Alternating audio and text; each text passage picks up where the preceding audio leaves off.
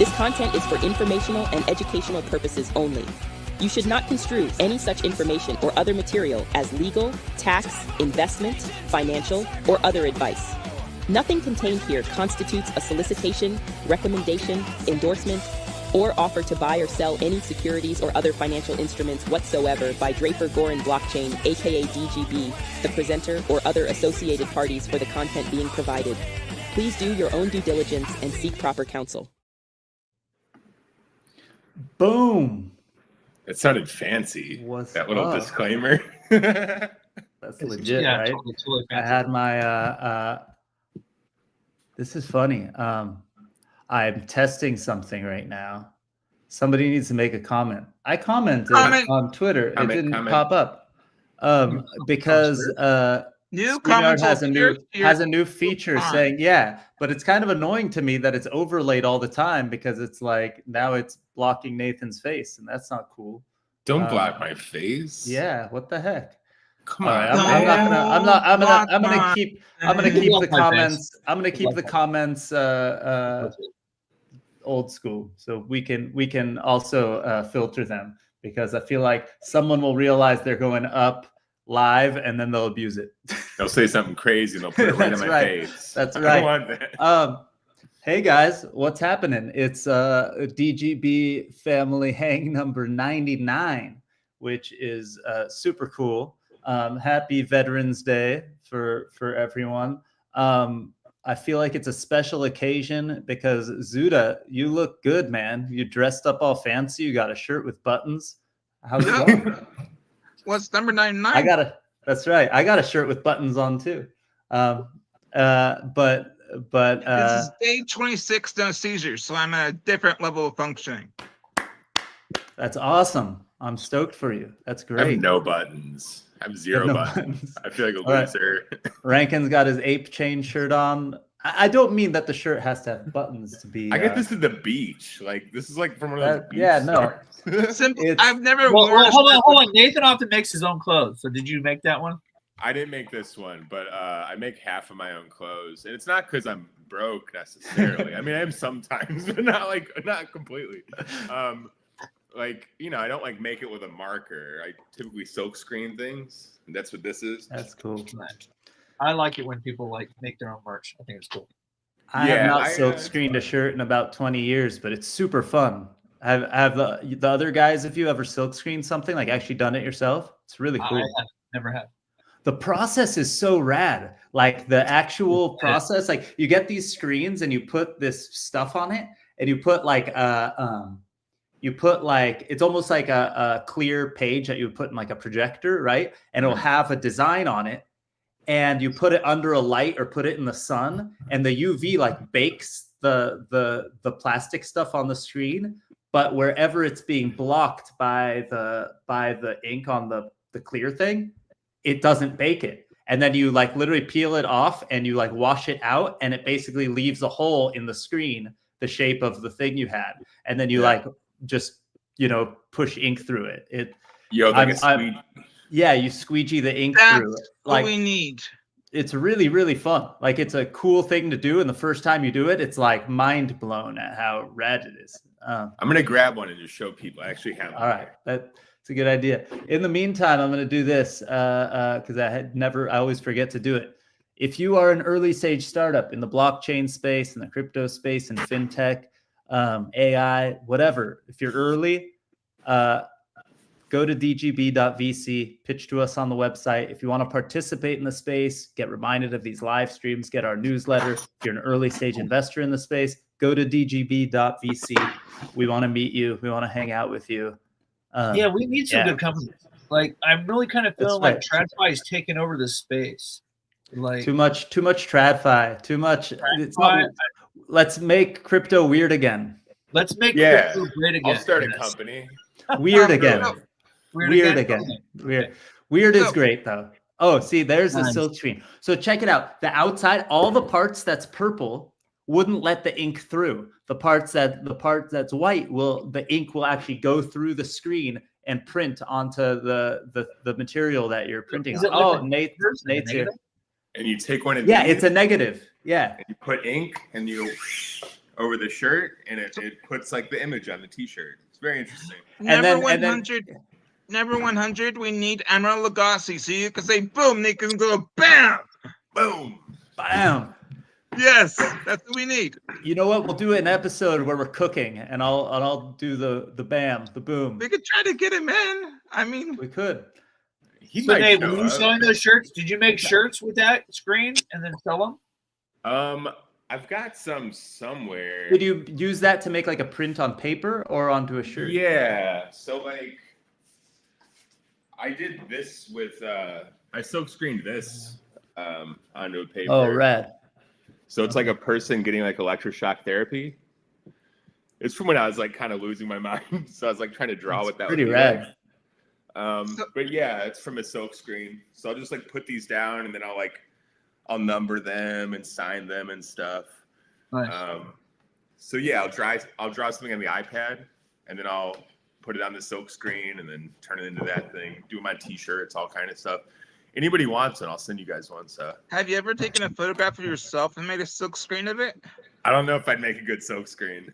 It'd be like, meta. I'd look like Steve-O or something. Okay, well then, or a picture within a picture of you, and then a picture with you holding a picture on a t-shirt. That'd be very meta. That's called PIP. Remember that on the old TVs, the picture in picture? Oh, picture in picture. Yeah. That was a big deal when TVs added that feature where you could have the picture in picture, so you could in the corner of the screen see another channel. Switch between them. That was like cool at first. peak. That was like peak technology, really fancy shit. Like you had to be like a rich person to have a TV that did that. So, yeah, you'd go to Circuit City. Remember, like when those first plasma screens came out, and they were like a normal TV's like $100, couple $100, and then those plasma screens were like thousands of dollars. Like you'd go to Circuit City, and you'd look at it and be like, "Oh my god, who can afford a $5,000 TV?" But you couldn't even like move it or bump it on the walls when you're moving in the house, or just like screw it up. The whole thing would get destroyed or whatever. Yeah, somebody touches the screen and it would just destroy it. Like you would touch it and it would distort the image. Yeah, I like husband owned a mortgage company, and he was like he had like all this like new stuff all the time, and like he was like the rich person in our family, and he would like have like all these new gadgets and stuff, and he would explain like, oh, this is a plasma TV, and oh, don't touch it though, blah blah blah. Like he would get so picky about it. It was crazy. I want to ask Nate about his shirt. Is it plaid or checkered? It's actually neither. It's all H's that are overlapped. So you have an H that's tan with an H that's a red. Oh, that is cool. Because what do they call that technically? Honor the gift, and so the H is like kind of highlighted the entire way. Yeah. Cool. All right. Thanks. There we go. I like that. It's like houndstooth. Yeah, exactly. Okay. Yeah, I guess. It looks very stylish. I think today is the we got Nate and Zuda on the bottom dressed up today, looking good. I do. I was on a call with an investor earlier, so I put a shirt on with buttons. I'm still wearing Adidas workout shorts below, but I'm not wearing anything below. Nothing. I'm just kidding. I'm kidding. Okay. Hey, so last week I was offline. Last week, this time I was in New York at the Chain Conference. That's a great episode. So first off, tell me about last week's episode. I think we had Ivory on, so that's pretty rad. Give me the update, and then I'll tell everyone about New York. And yeah. Yeah, so we had Ivory on last week. It was great. They were talking about how they're the first to be verified by the GSEs, which are Fannie Mae and Freddie Mac, in the real estate or appraisal industry. And so they're an appraisal software firm. And so they've been working on this for the last 2 years, and they're recovering, one, being verified, two, the process that it took. One of the things Rank and I spoke with them about was when you're a company, sometimes it's just better to go ahead and look at things from how can we be early, right? How can we do things ahead of time? So one of the things Rankin and I touched on with them that they were really going in depth on was how when they were looking at 2.6 last summer, or this summer, this past summer, and they were taking all the feedback from their demos and their other calls that they were having with current appraisers right now. And they're looking at that and going, what's our feedback? What adjustments do we still need to make as 3.6 is going to come out? So, we had kind of tied in what they were talking about with the overall, startup and running a company itself and that foundation. So it was good. Super excited for them, really, really important times. And, we're just definitely helping them scale here and supporting them the way we can. So it's been good. That's awesome. I mean, I love those guys. I'm really excited for them. They're a portfolio company of ours, of course, full disclosure. But like they're kicking butt. Like there's a bunch of changes being made to the infrastructure of like what you're allowed to do with homes, right? Like so I think the new blood in like the housing whatever authority in the United States is like making a bunch of changes. So like think about they made the proclamation that crypto is allowed to be counted on your balance sheet, like specifically Bitcoin and stuff. That's pretty crazy. So like a year ago, you go to buy a house, they don't count your Bitcoin as any of your assets. So if you hold Bitcoin, it kind of works against you because if you had dollars instead, you'd be more qualified to buy a house. Now you can count that Bitcoin. And they're doing a bunch of other changes to make it more modern, right? Like that's what Ivory is doing. Like when you get an appraisal of your house right now, it's like a PDF that's just filled in with a bunch of details. Like it's the same stuff you find about any house online, right? So they're forcing those people to now have like charts and graphs and maps and things that you would find, that you would find useful being a person who's buying a house, right? So really cool stuff. And as everything gets digital, you'll need that information. You need better information, and they'll provide it way faster than anyone else currently. So it's cool stuff.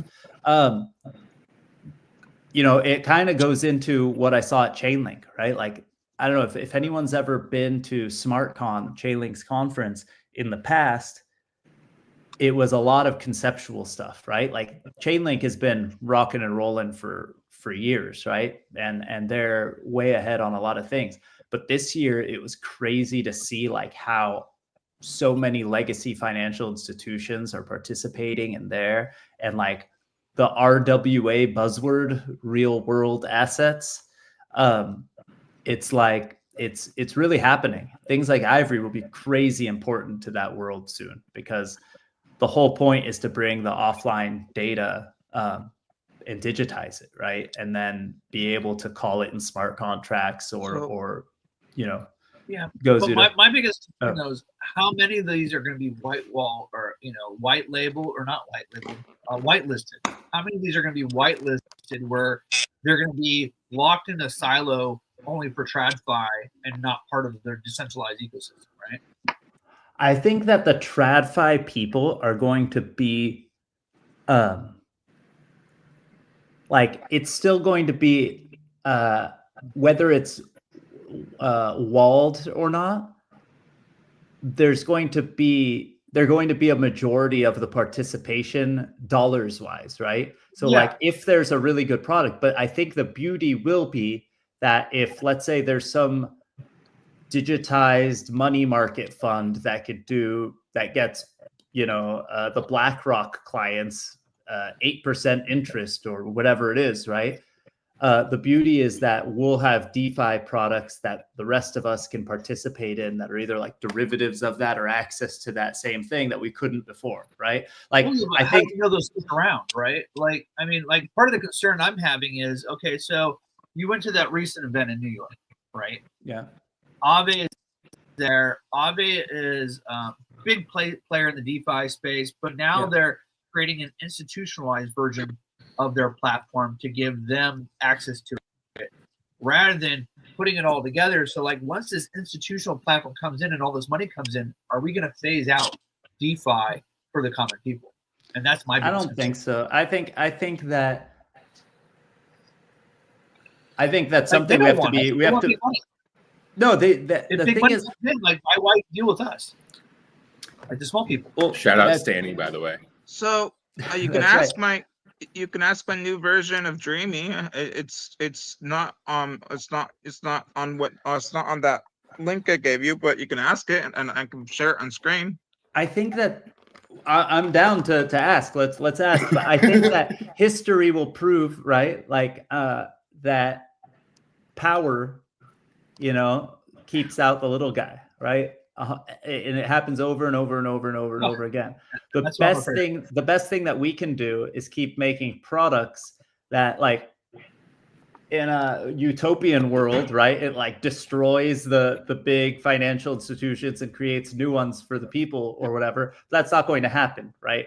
Because they have way too much power and they can block us all out. But I think that what happens is create really good products in DeFi, and then those banks and institutions have to compete. And we'll be able to beat them. Like, we'll be able to beat them by having MetaMask and doing the complicated shit.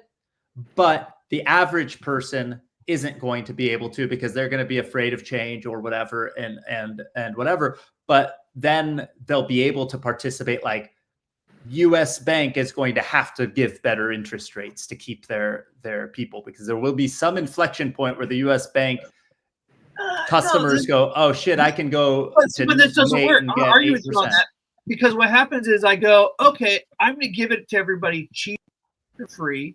I get them in, and as soon as I've captured the system, I pump up all the rates again.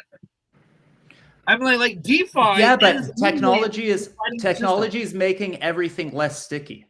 Like, we don't go into our banks anymore. So there's not, like, I don't have a huge difference between if I had Wells Fargo or if I had US Bank or if I have Bank of America.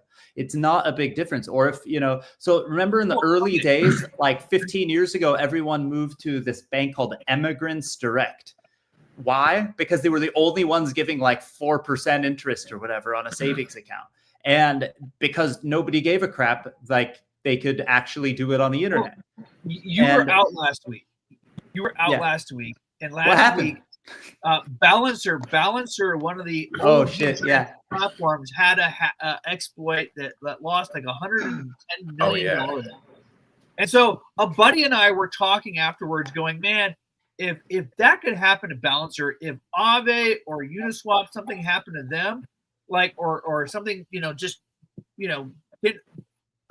didn't work right, then like that would just be the whole system almost. Like, feel like, and then all of a sudden, this, like, last week, a whole bunch of people were having an issue where we couldn't claim our Aave rewards. And I'm going, God damn it! Like, here's the exact same thing I'm talking about. And it was because there was a previous vote, I think, that said that, well, if there's a whole bunch of rewards that weren't claimed, and the vote was going to allow Aave to recapture the rewards that weren't claimed. And I think that affected things. And so now there's another vote to continue the rewards on Aave. But I was in an argument with somebody on, in Twitter going, well, Aave is cool because, it pays you out a percentage based off yield and all that. And he's all like, yeah, but if that goes away, there's no real value. And then all of a sudden it went away, and going, okay, so is there really any purpose of holding all these tokens in this space? No, then you'll move them all to Uniswap or wherever you are getting rewarded.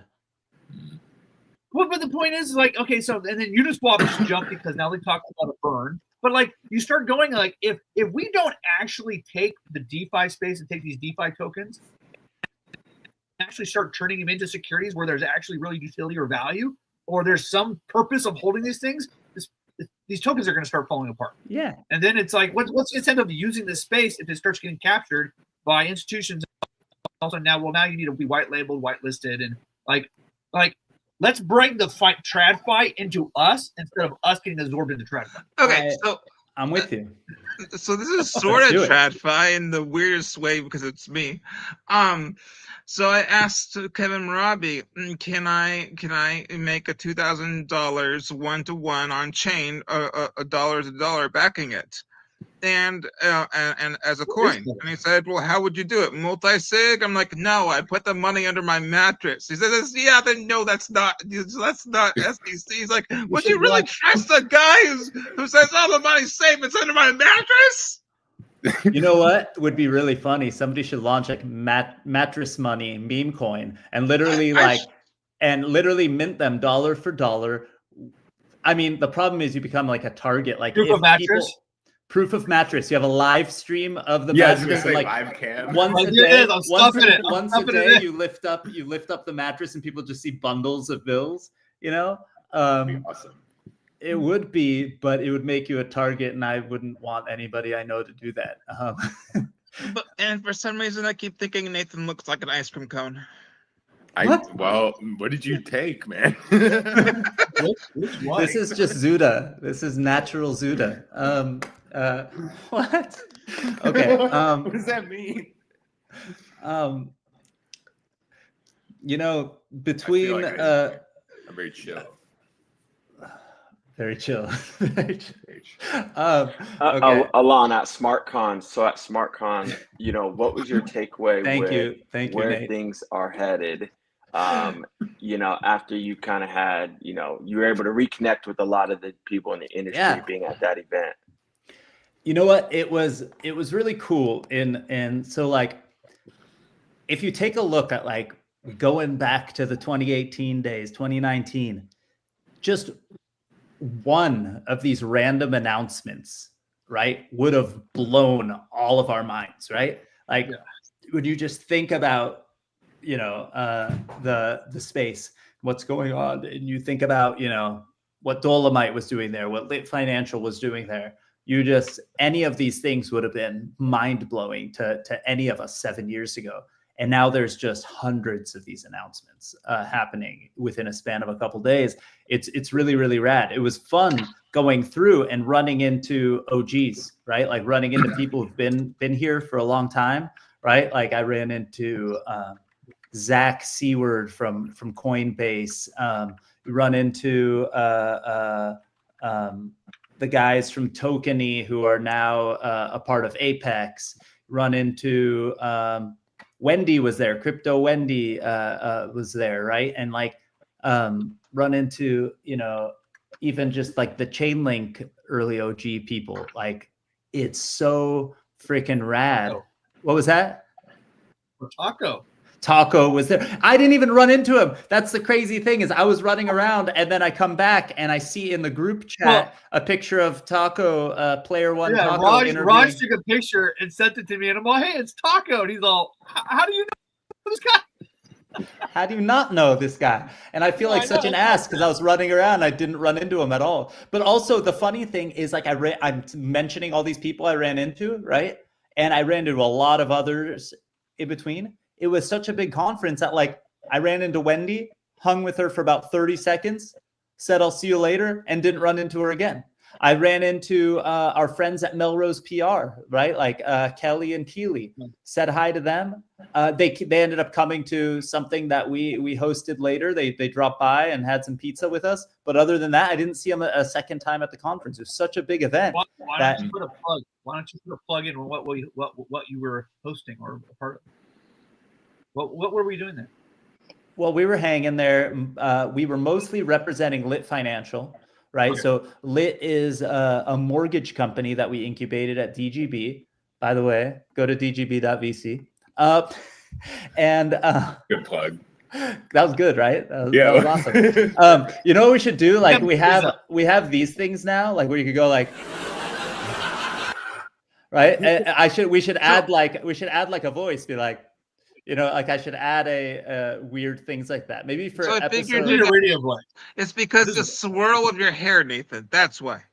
Oh, that's the ice cream. Like soft serve. Yes. All right.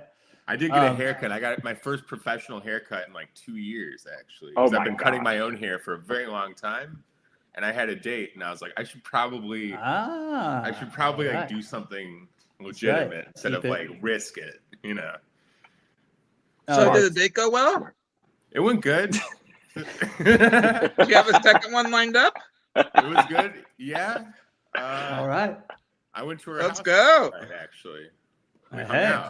I like Zuda being the hype man. This is great. We're going from startup world to crypto, DeFi. Hey, it's the family hang. This is what happens when the family gets together. That's right. You might, you know, we might get into politics and start arguing pretty soon. And then we can only for Facebook. That's only for Facebook. I'm sorry. That's only for Facebook. It's all good. Well, okay, but what the hell is it? Oh, Lit Financial.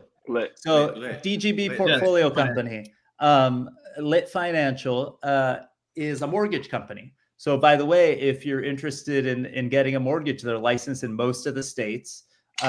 There's still a few states that are stragglers that take forever to get licensed in, but they're killing it. They're doing a ton of volume, and behind the scenes, something that mortgage companies do is they have to hold a large treasury, right? So you have to hold a large treasury to fund the loans and do things like that. And so what they're piloting right now is a thing called Lit USD, because thanks to the Genius Act, for every dollar you hold in treasuries at a company, you could be holding U.S. treasuries, which earn you 2-3% interest. What they're going to do is issue a stable coin for every dollar in their treasury, and then put that stable coin somewhere really, really safe that will also earn them like a 2-3%. And essentially, they're doubling the amount of interest that they're getting. And what they'll be able to do is make products available to their customers, and can't really talk about it quite yet, that will allow them to benefit from that, allow them to get rewards or to have a lower rate or whatever. And they'll be able to essentially be a more profitable mortgage company, which is really, really awesome. And I think it's one of those things that's different, because other mortgage companies like Figure and other groups are experimenting with tokenizing the mortgages. They might do that in the future, but that doesn't yet yield any benefit to the person getting the mortgage, the end customer. Soon, I think that when there's a more mature ecosystem, stuff like that will. And so then it'll be worthwhile doing. But in the meantime, they're piloting this Lit USD thing that's going to actually make a huge difference to the bottom line of a mortgage company. And so that's part of what we were there in New York to talk about. And then I was, of course, running around with the Dolomite guys, talking about DGB and being a wingman to all of our portfolio companies, right? So it was a great event. Are you guys fascinated that all this stuff hasn't pumped the ecosystem more? Like all the regulatory clarity, all the Genius Act, all this stuff that's constantly happening every day. It's like you would think it would be like this. You think like the like industry or like the markets in general would react more to like the government shutting down for like a month and nobody gives a shit. It's like, turns out they don't matter.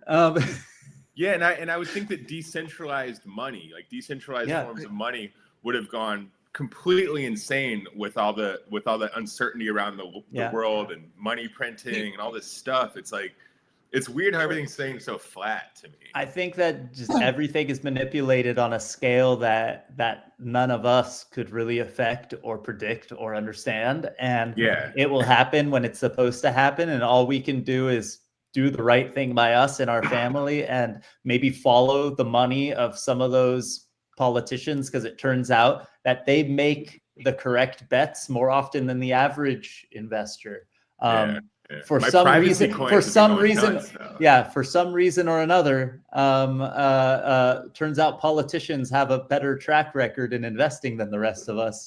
Right? Yeah, weird, totally weird. Like 16,000% gains. Maybe it's just because they're just really, really smart, Maybe. I know that my Zcash and Dash has been going up though, and I'm pretty happy about that. Yeah, that stuff was pumping. What was Zcash the driver? Had a crash. It was Zcash I sent you, right, David? Maybe it popped up quite a bit. Yeah, Zcash dumped. Yeah, but it went up to like $750 and then dumped to like $500 or $450. Yeah, because I was buying it like $15 this year. Wow. I don't think this should impact the value of a currency, but it partly dumped, at least according to Twitter, because one of the founders is transgender. That's the reason? Partly, yes. If that really affects it, that's kind of sad. That's really messed up. Yeah. But also I think that the privacy stuff around the world is having a huge effect. I mean, a lot of people in other countries are feeling like they're not allowed to like do and say as much stuff. So like they're going to obviously, they think that like their money is next in terms of being monitored. So So Alon, do you want to play Alon the song written by Dreamy Ember? Yes, but let's go down this rabbit hole for one more course. second of the rabbit hole of privacy, right? Like I talked about this maybe even the last time we hung as a group, but like 2015, there was something going on.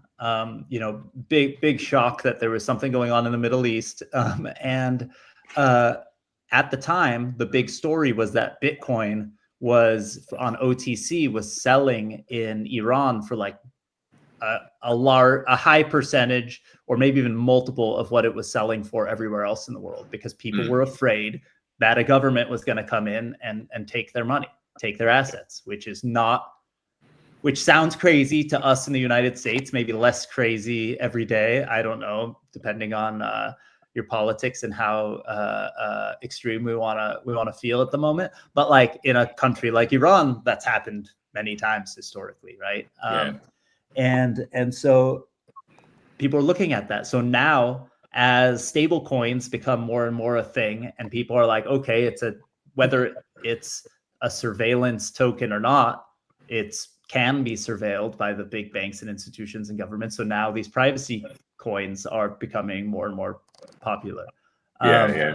Right? It makes sense. And in the rest of the world, maybe more than the United States, but maybe not nowadays. I don't know. Well, I think that in the UK, because people were getting like arrested for tweets and stuff, I think that that was kind of pumping it. And also, if Zcash specifically has like the same tokenomics as like Bitcoin, essentially there's 21 million, but only like 16 million has been mined, and you have like shielded addresses, which makes it actually more quantum resistant ultimately. So like there's actually like a large there's a decent narrative for it. And also like the encrypted Bitcoin narrative is kind of interesting. So I see like outside of privacy stuff alone, I see like why it would be pumping. Plus its all-time high was like around 6,000. So like, so it's going to seek that level as like any kind of bull run goes more and more parabolic. Like it's going to seek, all those old coins seek their like previous all-time high levels. Or at least the community goes, it can get there again, right? Like, whether or not it does, who knows? But I think also maybe people are getting jaded and sick of all these meme coins and all this just stupidness, right? Here's another thought as to why we're not in a major bull run, right? Is I think it's a political issue. Trump, for those who are aware of crypto, Trump has kind of tied himself to crypto meme coins. And so if you're in the opposing party, a lot of them want nothing to do with Trump. And so they're probably looking down on crypto, not looking at crypto at all because of that. Also, Solana went down. We're losing out a large portion of our market. We're losing out of a large portion of our market if people do not want to associate with crypto because of Trump. And I get it. Like, like there's lots of think about people, who didn't want to own a Tesla. Because all of a sudden, and all the people who have the bumper sticker that's like, I bought my Tesla before Elon went crazy and stuff like that. We're in Southern California. There's a lot of those, right? There's a lot of those, I kind of get it, right? Because like the second something is so politicized, you don't want to be on that team. Like you've put yourself on one team your whole life, and now it's like all of a sudden you're into our daily lives. I'm not on a team. I look at policy. Yes, but most people are. And you're probably smarter than most people in that. Most people are emotional. Most people do things through emotion, not logic. And we should all be, I'm a lot more on the left side. You guys know that. Like Rankin and I have these debates sometimes, and we have some fun with it because we love each other and we understand where people are coming from. But like people, we should all be horrified. Like if you were, said you were one or the other party before the last election, I feel like if you're not throwing up a little bit in your mouth, making your decisions, then you're not honest with yourself. Like we should not be happy with any of our politicians, in my opinion. And even in the last election, like if you want to be a one issue crypto voter person if you looked at the stand with crypto stuff, like with which Republicans versus Democrats, local, and if you start getting into Congress people and senators and stuff, I looked at my local stuff, and the Democrats were better for crypto, according to Stand with Crypto, than the Republicans were in California. And what I saw happen with the sea change, right? Like even Kamala Harris was saying things that were very different than what most Democrats were saying throughout the last cycle. And Elizabeth Warren has to kind of stick to her anti-crypto stuff because she was so extreme about it. But she even took, she took took her foot off the pedal. And the reason is, I admire people who admit that they were wrong at a time. And then but politicians don't do that. Like they don't do that, and both sides were playing games. There are a few who do, but Warren likes to double down. But look, what was Trump saying the last time he was president about crypto? Everyone was mad at him in the crypto space, right? And then all of a sudden things change. Why? The largest donors and financial institutions that were against crypto during the last cycles contributed majorly to both campaigns are Elizabeth Warren's largest contributors. They flipped the switch. JP Morgan is no longer anti-crypto. Their CEO is not talking about, was he the one that said like crypto is rat poison or whatever, right? Like all these people are not anti-crypto anymore. They're still the largest donors to both sides. And all of a sudden, you saw both sides not be anti-crypto anymore. Why? JP Because Morgan has they had know it's inevitable. Ethereum since 2017, I know. and they own 30% of MetaMask since 2020 or 2021. I don't know if that's true. Does JP Morgan own 30% of Consensus? They own part of MetaMask. Well, MetaMask is owned by Consensus. Well, these guys all have like a serious interest in crypto. Of course. Yeah. And so no matter who the Teal award initially, like he won the Peter Thiel grant for like computer science initially, which helped start Ethereum. So it goes back like so far. Yeah, and where I'm getting at is the largest donors and financial institutions and people who influence politics the most flipped a switch a few years ago, right before this election, and told the politicians to ease up on crypto because they knew it's the infrastructure for the future. I think it got bad for us, and I'm trying to be as nice as I can to the current administration, is that like the second Trump decides to do his own meme coin and shit like that, he showed an example that all the rest of us the day before that meme coin would have pointed at something like that, called it a scam, and been like, this is the worst example of a launch in our industry, and these are the type of things that make us look like idiots. And then he did it. Right. Yeah, and then the Melania coin right after was like really bad. That was like a really bad pump and dump. That was like kind of like obvious. And and that lumps us in as an industry, and it goes, oh, we're totally serious. This is wonderful. The president of the United States is getting behind crypto. He's saying awesome things about Bitcoin. And then that happens, and all the Bitcoiners that said nice things about Trump should hate him at that moment, right? And so there's a bunch of hypocrisy, and then it makes it easy for the other side of politics, right? If we're gonna say the two sides, whatever, and play this game, which when we play this game, parties off the top of my head. Yes, but think about the average person. The average American is one or the other, right? Yeah, like a lot of people don't. And then they have to. Then they're apologists for the parts in their party that they don't like. Then and there's the third, right? The third biggest party is Libertarian. So yeah, and that's still a tiny percentage if you just go by people who claim to be. And the thing is, 90% of the people claim to be Libertarian, vote Democrat or Republican, depending on the year and depending on the seems more climate, Republican, really, right? Mostly more Republican. Yeah. But then there is the Green Party and everything else, right? What is the one where it's Transhumanism Party? There's just all the rest, right? And people, and it depends on the politician. Everybody hated Ralph Nader because that's the reason why we got George Bush. Everybody hates, those third parties, because again, it's everyone wins on a slim margin, at least nowadays. Like in the most recent, you know, in our adult lifetimes, right? Everyone has won on a slim margin. So they blame those independents for swaying the voters. Hold on, one quick thing. So then the politicians are incentivized to appeal to these tiny interest groups, which most Americans disagree with, right? So there's a certain religious groups, like no matter where you fall on abortion, who will go with the politician who says that they're on their side.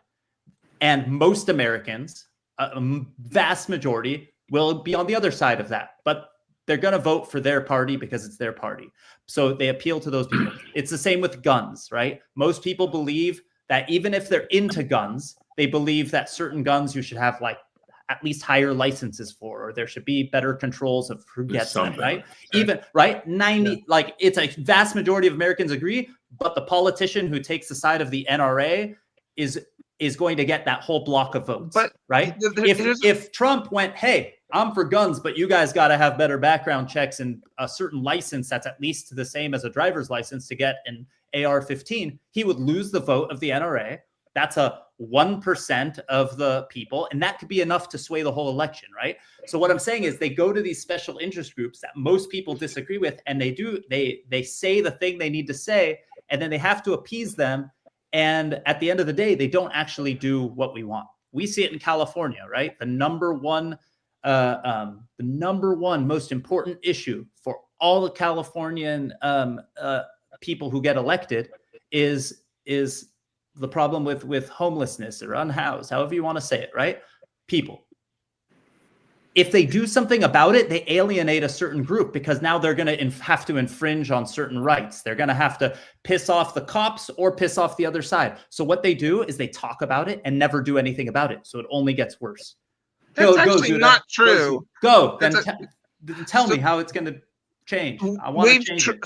So there is about 4,500 like very small places, like in Chatsworth or Los Angeles, and they've tried. But the rule is you can be here if you're homeless, but you have to be drug tested, and you can't be on drugs, and you can't be doing alcohol, and you can't be doing marijuana or anything like that.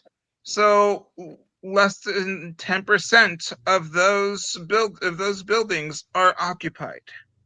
Are those run by the government? Are they run by nonprofits? Obviously, right? The rules, or however they're enforcing them, however they're dealing with them, is not helping the situation, is what I'm saying. I believe if it was a business and all of us...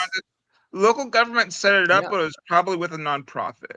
That's the problem, right? These nonprofits exist that should not exist, right? Like, think about this is a throwback to when we were in the election cycle.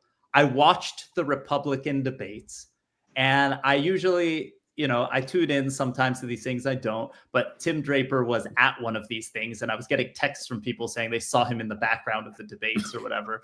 And I was like, I watched it, and we watched the politicians, by the way, the Republicans were debating without Trump because they were like, trying to have primary debates, and Trump's like, I'm not going to participate, which was a power move. That was like a whole funny thing to begin with. That just made this thing a circus. But we're watching them, and they were talking about China being too in control, and China is a problem. China is a problem. China is a problem. They cut to commercial. The first commercial was a TikTok commercial. It was a feel-good story about how TikTok helped a veteran get his story out, and that their followers on TikTok crowdfunded a wheelchair for a U.S. veteran. Interesting. And it was like a feel-good commercial. This is a Chinese company that just shined a huge light on a huge problem we have in the United States. These are Republicans talking about, think about it. They talked about how wonderful our military was. They're talking about this. And all of a sudden, what fucking country takes care of their soldiers so poorly that they can't afford the right fucking wheelchair after they served their country and almost died for their country, right? Like, this is absurd. Whether you believe in war or not, whether you believe they should be in the war or whatever you believe in, you should believe the basic not even if you didn't believe that every one of us should have healthcare in the most developed country in the world, if you want to argue about that and call us socialists for that, shouldn't the fucking soldier who put his life on the line for this country get a proper wheelchair? And this Chinese company just trolled us by having a commercial during the freaking Republican debates going, aren't we such a wonderful company? We helped this American soldier get a wheelchair. So who paid for that commercial, though?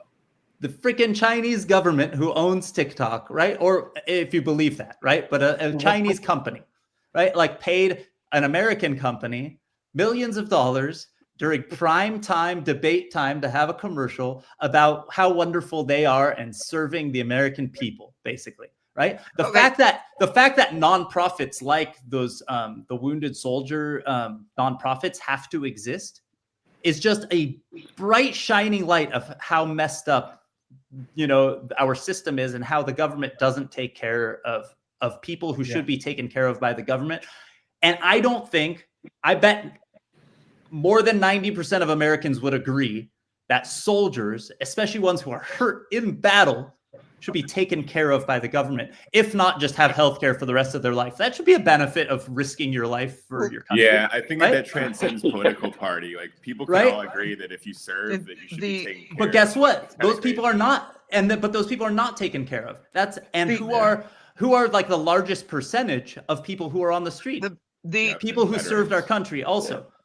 Yeah. But how are they not taking care of it? I mean, the veterans, the anarchists, they get the shittiest healthcare. They have to fight for it. They have to fight for a space. Yeah, we'll give it free to immigrants, but we'll give it free to immigrants. We're not giving it for free to immigrants, but they're getting it by going into hospitals when they have a major problem. They're afraid of going to the hospitals when they're not, like when they have a sinus infection, right? Because they'd be right. So they only go in an extreme emergency. So that's also a stupid narrative, right? But it exists in this world that is backwards. Okay. Yeah, so I have family members that have like served in the military, and they have to wait 2 months to get into the VA for an appointment. And they didn't get the benefits that were promised to them in terms of schools and things like that, right? Like all of these things are so backwards. And again, if you follow the money, you figure out the reasons, and it's messed up. Yeah. Right? Zuda, go ahead. The anarchist view of what you just said is that neighbors and the community should be helping everyone, not and that we don't need the government for that because the government's dysfunctional as it is. And they're right in that. They're right in that that's why if you go to if you drill down to any political ideology, right, and you do the utopian version of that political ideology, it sounds like a utopia. If we had the full libertarian dream, right, of everyone take care of each other and themselves and their land, and you are in charge of your own thing or whatever, most people are good people. But people are too selfish to write the check, though. And exactly, and then it doesn't end up working.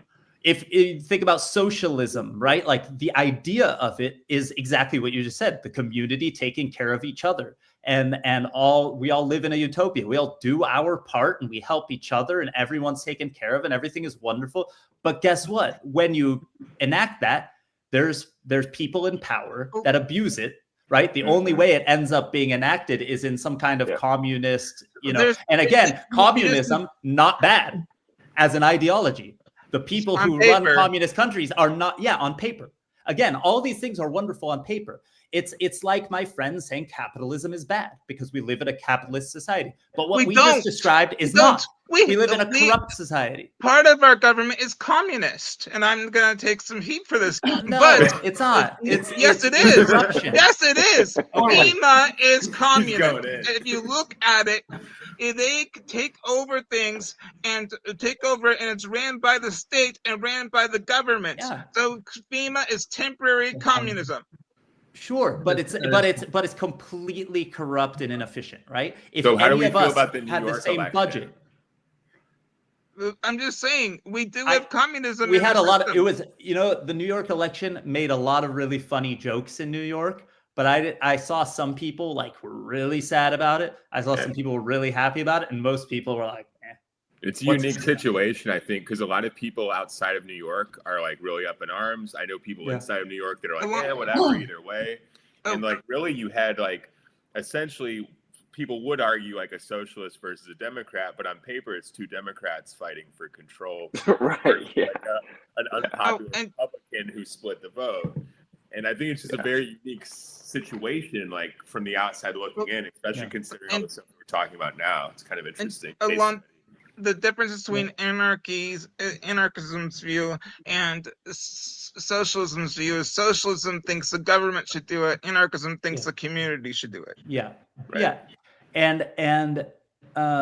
And you should be able to participate in the things you want to participate in. I think with technology now, you can get the best versions of all these things, right? Like when the United States started, they did it in the best way they thought they could do it, and we created a great country out of a lot of shit. And you can point at certain things that were horrible that now we glorify, right? Like everyone glorifies the past like it was good, but whatever.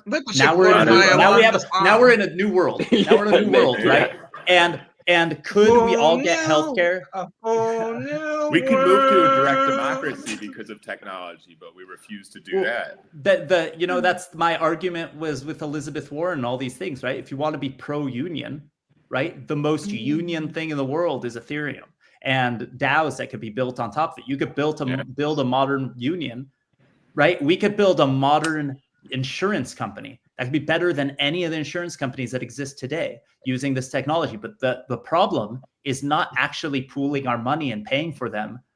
The problem is this corrupt framework for the insurance companies, for the hospitals and medical companies, right? They're all Ponzi schemes, right? It's the same as schools. It's the same in these situations. What happened that made schools so expensive? The government created a framework for financial aid that just literally pumps up the price of school to those limits. And then each time those limits are raised, the school prices go up, right? And these schools aren't run any better. They're not getting better teachers and things like that. They're just becoming more and more corrupt and providing a worse and worse service, right? Well, it's funny, Alon. So Rank and I were just talking about this yesterday when it came to real estate and the price of homes and the difference of things when it comes to like why are things so expensive right now and the gap. Remember that, Rank, when we were talking about it? I think it was yesterday, or was that this weekend? One of the days. Yeah. Talk about stuff all the time. Yeah. Rankin talks about this every day. Yeah, he doesn't remember. He's like, this is a normal conversation. Okay, so how do we feel about 50-year loans? Oh, no. I'll let allow it to inflate more. Allow it to inflate more. Yeah. And, well, my thing is, I posted there's a lot of threads about it, and I decided to just retweet one and put the quote from the song Jolly Banker, but like at the end of the day, I want everyone to be educated, right? Like they just keep giving more products, use it or not. Like maybe there's some people will find a way to use it and benefit them on a personal level. But at the end of the day, I think most people, it's just, you're going to end up spending so much more on your home, and people don't even understand how that works. And that's the biggest problem, right? Because by the way, thanks to DeFi, we can all be that jolly banker, right? We can all be the banker. And so if we learn about it, we can all benefit from it. Well, it depends. As long as we're going to stay in the current system, I want the 50-year, and then I'm going to pay that 50-year off with Bitcoin over time. Yeah, but every time you pay for a new roof or a furnace or anything, like everything just keeps going up. Like it's like if you read Rich Dad Poor Dad, and he's arguing how like, so Japan did this. Japan, not an investment, but to live in.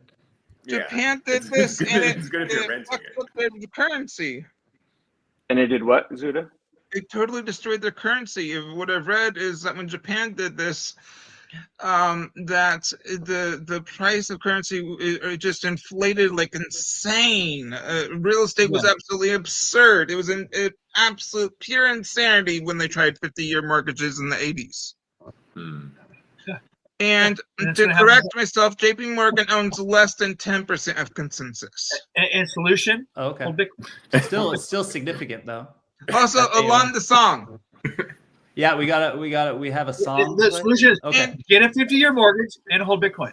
And Nathan, if you need help on your second date, just put it on Bluetooth. I'll be on the phone and quiet. And if you like just make a sound, I'll chime in and then help you out. That'd be good. I'm down. Oh my God, that would be the funniest. Like if we could somehow live stream. That's a good show. Like That's a good TV show. Like Zuda the dating expert. And then someone goes on a date. They have an earbud in, right? Zuda's feeding them lines and telling them whatever, and then we see the thing, right? And the person, he's like, talk about 50-year mortgages. Let's get in Meta Ray-Ban glasses. Let's get in Meta glasses. We could do it that way. We could do it so many so, ways. Alon, you don't know this. You don't know this, but our mutual friend Brian, is a dating coach. Interesting. No way. He's never been married. He's never been married, but he is a dating coach. He is That's a scam. Coaching. And he makes money doing this. Has he ever been in a long-term relationship? Does he get dates? I don't know how long. What do you call long-term? I think they're about 5 that to 10 answers years that answers the question. That answers the question, right? That's really funny. That's what he does. That's great. Like, that man never ceases. That man never ceases to amaze. We need to have him back on. That's like if Chris Farley was a yoga teacher, right? Isn't that like the same logic? Yeah, I mean, but that guy was agile. That guy could move. He can move better than most of us can move. I mean, did you see the Chippendales skit? Yeah, that's so good. That's like one of the best. Well, ones. And the funny thing is, Brian also says that he's been done by more banks than he has women. So I don't know where that puts him. He says he dated a lot of women. I don't know, but just because you've dated a lot of women doesn't mean that you're good with women. That means that you're good at getting. Well, dated. I know, right? The question is, wait a second, bro. You never landed one. You didn't get married. Like, how are you successful in dating if you can't actually? Some people would say that not getting married makes you more successful. That's what I was about to say. Is define success. What are these people he's coaching optimizing for? Right? Like maybe they're not optimizing for what we want, right? We want this certain lifestyle. He wants a different one. I don't know. Well, and unfortunately, I didn't invite him, but we're running towards the end. Yeah. Okay. Wait, Zuda, you want to share a song? Along the song. Okay. Wait. Tell us who wrote this and how does it work? Like, so Dreamy Ember is my new language model that I'm going to be putting on my system. It's a fine-tuned, insanely fine-tuned. Oh my God! And I asked it to write a song about a longer end, and this is the result. All right. How do we? Are you going to share your screen? Because I don't know if it'll just come on. Sure, I could turn it on. I thought you could turn it on. Either one of us can turn it on. Oh, I don't have it in my downloaded to my computer. Let's see if I can. I'm just going to. It's just on my Suno, so I'm signing in. Perfect. Okay, cool. Yeah, if you share your screen, I think there is a button that says Share Screen Audio. Also, Share Tab Audio, and then when you bring it up, we'll bring it up. Audio, share screen audio. Here is share screen audio. Makes you so sexy, you know. You make a Suno song with the explaining how to share your screen on StreamYard. That's a hit. That is a hit. Okay, a longer end by Dreamy Ember. In the world of tech, where ideas ignite, Alon Goran shines with innovative light. With a vision lighter. That's true. He's building a future with a perspective anew. Alon Goran, a name that inspires. Is lifting us higher. All right. Wait, can I turn? Creating a future that's uniquely his own. With every Can I do the? Oh, it doesn't let me do the. Exploring the unknown where discovery abounds. From a. Oh man. Okay, I was. His passion's clear, driving innovations year after year. All right. I because I can't lower. I was gonna lower it and have it be underneath us as we finish up. I just muted it. That was awesome, Zuda. That was so I cool. lowered it. You lowered it from your side? Okay, let's see if that works. Can you lower a little more so we can talk over it? Does it allow you to?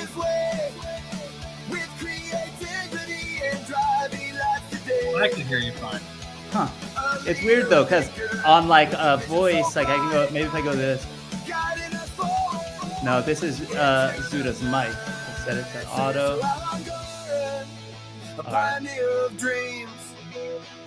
All right. Let's because we're over time, so I wanted it to go down because, like, for example, we got to figure this out because it would be pretty fun. Like, you can have this in the background, right?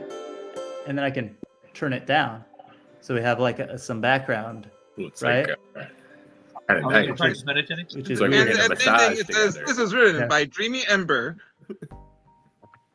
Right. I feel like that should be on a early 2000s movie. Like, remember in early 2000s, almost all the movies had some sort of boy band or girl band in the middle or at the end of it, right? The climax or right after the climax, they would always have some sort of song after it. I feel like that's where it should be right now. It's like too. Yeah, exactly. Yeah. So now you have a theme song, Alon. Thank you. I love it. It's so good.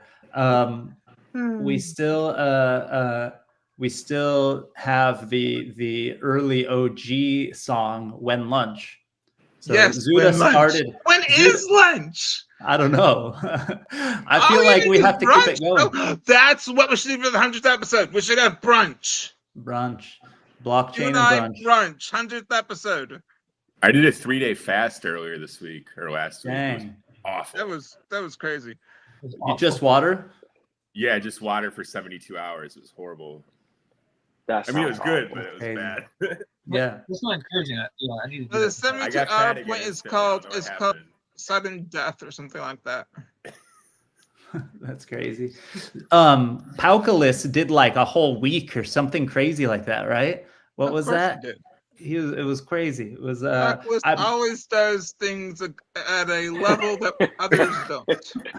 Well, I met him for coffee, and he's like, "Oh, I'm not drinking coffee." And I'm like, I'm having breakfast. He's like, "Yeah, I'm not eating." And I was like, "Dude, what do you mean? We met for breakfast?" He's like, "I'm on a fast." And like, it literally, he's been on and off it for so long that like I meet him for breakfast and I'm eating by myself every time. He's drinking like tea or water or something.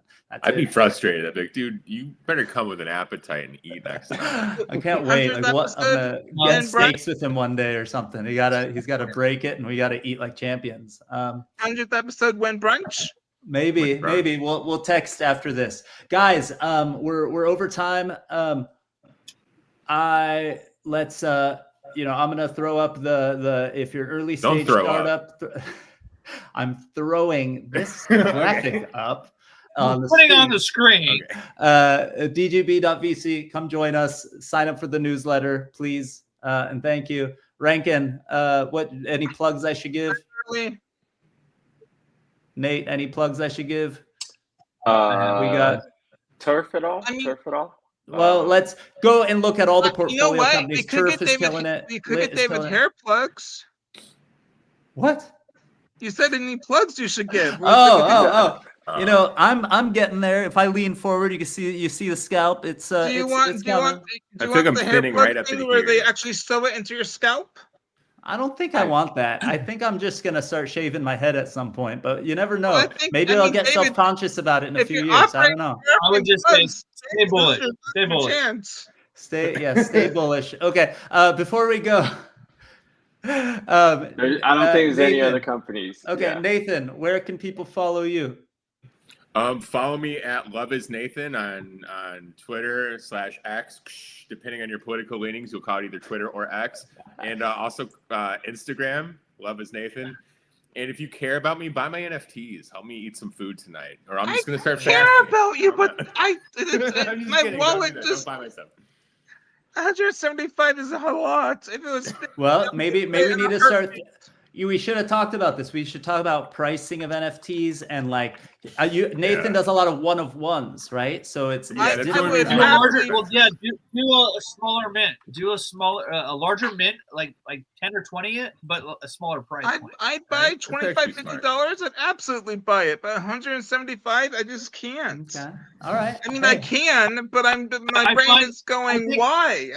You should Okay. just force yourself to do it. I think what you need to do, one of ones are more expensive, but you should do blocks of like 20 or even 100. You know, I mean, like, start 100 with still a like reasonable 5 amount. and see how it Drop the price does. 5, I think 5 is cool. Or even like one of those things. Could you do like people do? I don't know. Well, I think we should have a talk about this because there's people who do different ones, like on I need Tezos, help. or they'll do different places. Well, They'll do it okay, and then they'll so burn all the here's- rest. So it like Yeah. have something where it's like a 24 hours.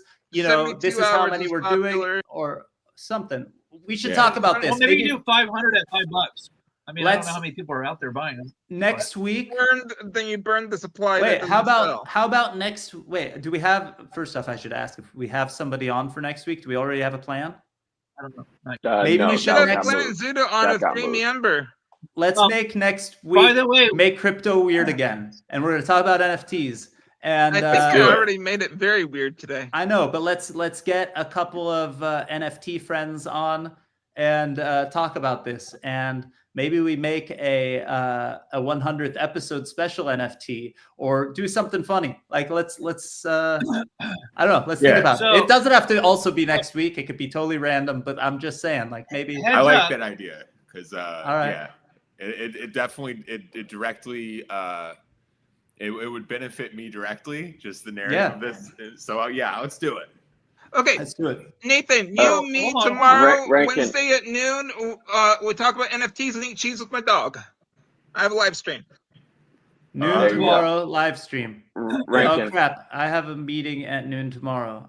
And What- I could but- do it Thursday yeah. at 11. I know your schedule. Rankin, go ahead. So I'm no, down I for would whatever. say, so heads Okay. up. We did build a gallery. I built a gallery for Nathan. Oh yes, check Yes. it. Check it out. Unfortunately, it is only showing his ETH NFTs, his original OG ETH NFTs, not the ones he's doing on Base. I actually reached out to the guy on Voxels, and he's interested in having the NFTs on Base also on Voxels. So I think he's going to be working on that. Nathan, when that happens, we'll put some of the base ones on the gallery. Okay. as well. I talked to him. And so if he you have it says- already, that's the location. Take a look at it. It's a cool gallery. Voxels did reply to me. He is trying to sell for 15 million. He would not sell for 2,500 or 25,000. I offered him 25,000. To sell voxels. But we don't want. Yeah, Just selling all of voxels, the entire thing. yeah. I offered him That's 25,000 not a for deal. all of Voxels, and he says he's looking for 15 million to sell. But nobody. Well, anyway, I'm not gonna say it. No one uses Voxels. I know. All right, fine. So I think Voxels is great. You know what they Voxels need to is do? pretty Just, like, cool. some kind of game of Make Voxels. could we Create launch? it again. token, drop Should we the launch our tokens own everywhere. metaverse? Remember, I bought all the domain names for Real Fake World. Well, dude, you bought into my metaverse. I can turn it on and off whenever. That's I turned it true. off because no one was using it. Remember, The trick to making metaverses work is creating a token. Oh, dropping you the should run the tokens launch. everywhere, and You run having the launch scavenger for your hunts. metaverse. man, I'm gonna. Remember, it was Poo Poo. Wait, what was it called again? Poo Poo Land, Poo Poo Verse. No, it was originally Zootopia. Oh yeah, Zuda. But the That's a big characters difference. were. Zuda. And it was Pooptopia. yeah.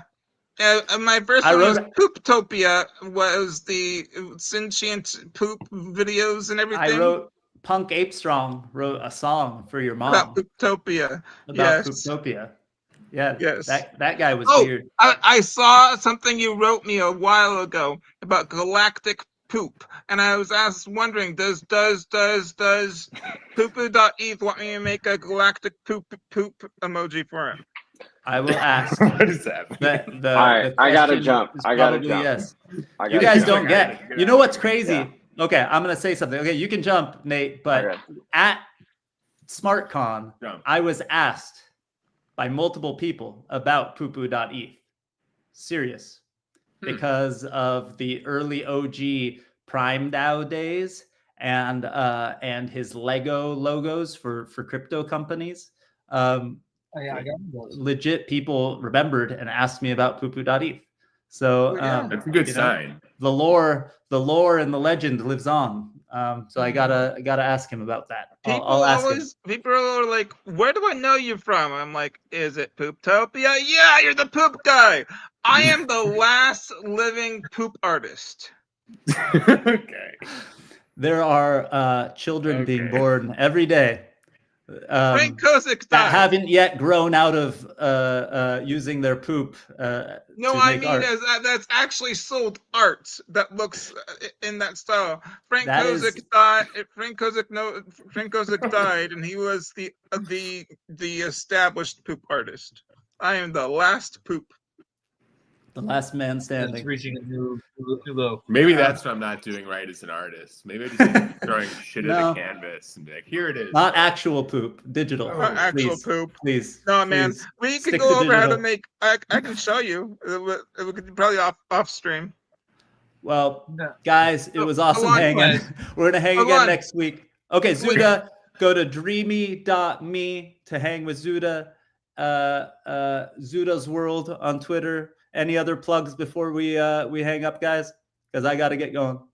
Yeah, Alon, I'm early stage. You are early stage. We got to talk. You're early stage for sure. Oh, check out the Mental Health Podcast with me and Dimitri Buterin. Yes, go check out Nathan's podcast. You're going to do another podcast soon, you said, or is that in the works? Yeah, I'm going to be on that one. It's this week, right? Well, I'm starting a new one called The Butterfly Effect. I'm trying to get people to do that one, but nobody wants to do that one. I got you. I'm in. Okay, it's hard to get. So like, well, we the one spoke with me and like a week Dimitri is ago, like like, very short, and I don't think he wants to have guests. So I've got to I would have to clarify with him, and it would almost not make sense because we just talk about our emotions for 15 minutes, then we're done. Okay, sure. I'm like, I felt like crying this week, and he's like, "That's cool," and I'm like, "Okay, I gotta go." All right. Well, let's figure it out. I'm down to help out. All right. I'll talk to you guys. Have a great week. Hope everyone has a great week. Talk to you all soon. Okay. Bye, everyone. Boom. There we go.